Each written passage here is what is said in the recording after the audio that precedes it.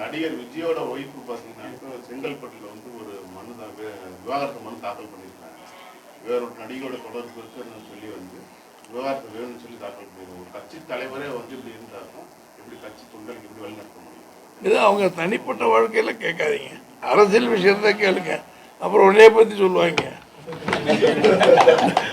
அது ஒரு கட்சி தொண்டரை இப்படி இப்படி இருக்கும்போது எப்படி கட்சியை வழிநடத்த முடியும்? இல்லை, இது முடிவு வந்து கோர்ட்டு வழக்குடைய தீர்ப்பு வந்தால் தான் தம்பி. அது வரைக்கும் இந்த மாதிரி விஷயங்களை தயவு செய்து கேட்காதீங்க. அது அவங்க விஷயம். அது தனிப்பட்ட வாழ்க்கை முறையெல்லாம் வேணாம்.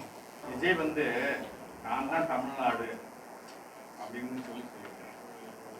அதனால வந்து அவரை பற்றி பேசுறது தமிழ்நாட்டுக்கு விரோதமாக பேசுற மாதிரி பேசியிருக்காரு.